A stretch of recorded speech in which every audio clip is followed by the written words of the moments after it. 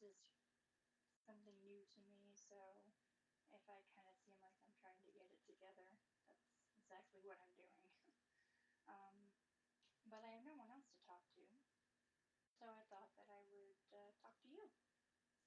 Um, Something that I actually really enjoy watching, and I don't know if I mean, obviously it's not everybody's cup of tea, but I like watching the trials, like like the criminal trials, um, and I like talking about them and the facts and the witnesses, and then just as the case plays out.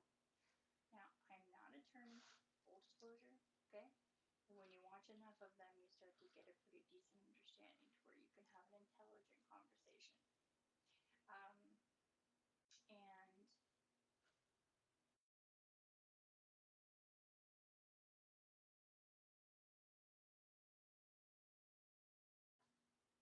and the one that I'm watching right now is the George Pino, the boat crash trial. Um,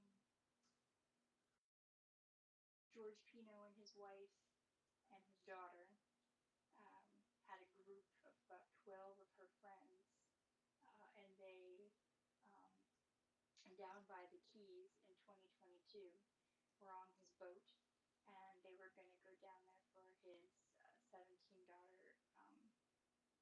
his 17-year-old daughter's birthday, and invited a bunch of her friends, and they went to a sandbar. They drank. Everybody was drinking, not heavily, but I mean a bunch of 17-year-olds.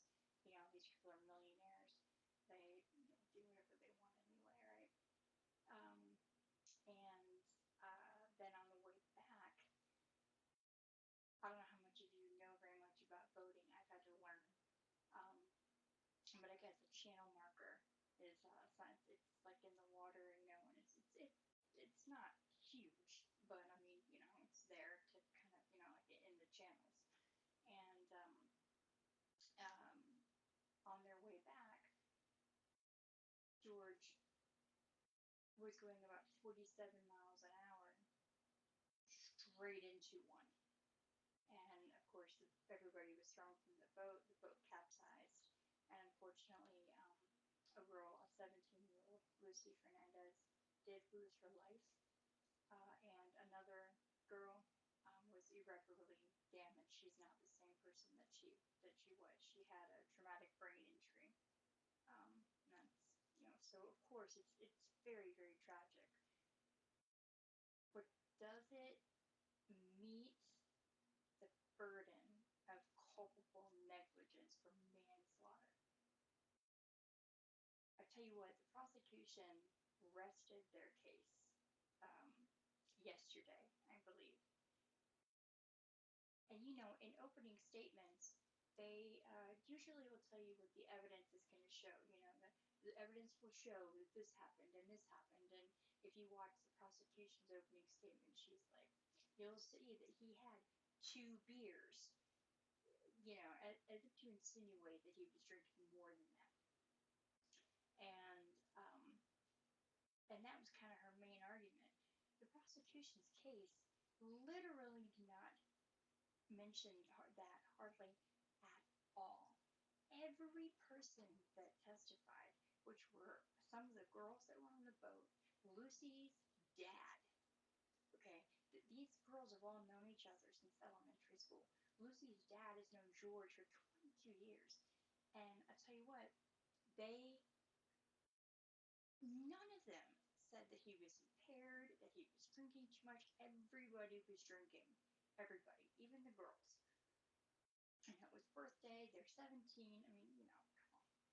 And so, there's all of this kind of like back and forth where it's like, okay, the channel marker's not that big, right? So, could there have been a glare from the sun that maybe caught his eye and he just didn't see it, or maybe he thought he had already passed it. But then you argue, well, he grew up in that area on those waters. He has gone that route just countless he should know, those types of things, or if he's passed that channel marker or not. Then, of course, there's the GPS. GPS shows that boat literally going straight for 9 seconds. Let's just count that for a second, right? Let's just think, okay? 1, 2, 3, 4, 5, 6, 7, 8, 9. It feels like a fucking long time to be beelining toward a channel marker. However, then you add in, okay, well, he was going 47 miles an hour. 9 seconds doesn't really become so long when you're going 47 miles an hour. And the best evidence so far that I think that has been brought actually was yesterday, if I'm not mistaken. And it was the state's own crash expert. That guy that was talking about the rules, and like it seems like he was a fucking walking handbook. And they were able to try to recreate by putting a GoPro on the front of a 29-foot boat like George's, and had it go 47 miles an hour toward that same channel marker so that you were able to see from their vantage point. However, this happened in 2022, and the defense actually called the prosecution's crash expert as their witness as well, to say, they were able to pull from 2022 the tide, and the tide was 4 feet higher than it was during that demonstration, which means that channel marker could have been potentially covered by water, not to mention it was Labor Day weekend, and there were boats all around, which could have created a wake. So there's like all of these circumstances to consider, and so far, the prosecution, in my personal opinion, has not proved their case beyond a reasonable doubt. I mean, at best, they're guessing. There's literally nothing so far to suggest that he was reckless, that he was drunk, that he was impaired in any way, shape, or form. And now to the defense's turn. I haven't watched the witnesses for today, so I'll have an update on that tomorrow potentially. And I know I'm just rambling. I'm trying to kind of get a flow. But it's a very interesting case. If you haven't watched it and you like trials and you like things like that, I would suggest to go watch like the highlights and like things like that. Like there's like, for instance, there's a guy called The Lawyer You Know. It's his name is Peter. And he actually is an attorney, and he summarizes cases. And he does a really good job. I love watching him. And I don't know if he's done one on the boat yet, but just to go look at some of the highlights to kind of get caught up. But this is generally a very interesting case because literally for 4 years, okay, you have to wonder that too, right? The prosecution has taken 4 years just to put a case together for manslaughter? Are you okay? You obviously had a hard time putting this case together, but for some reason, you're just gung ho to go after this guy. And it's just very interesting, because it's like, well, it could be this. You're like, well, it could be that. And so far, the evidence is not suggesting this man did anything wrong.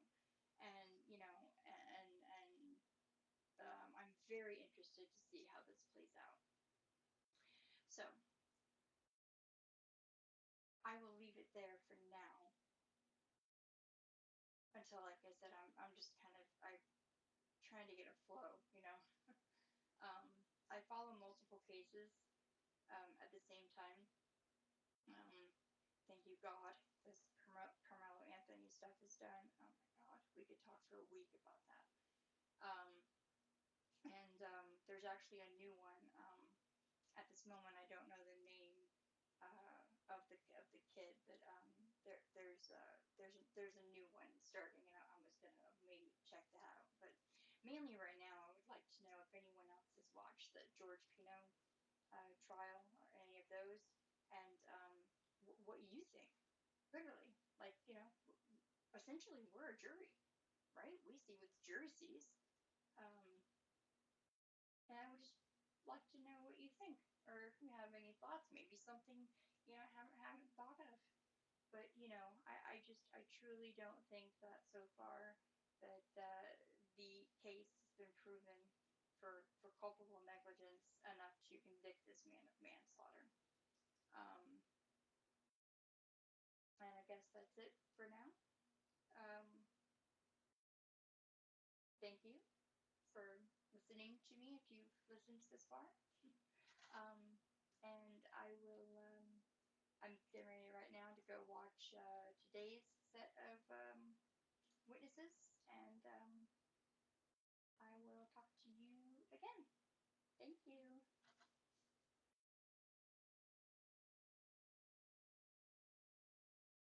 I don't even know how to turn it off.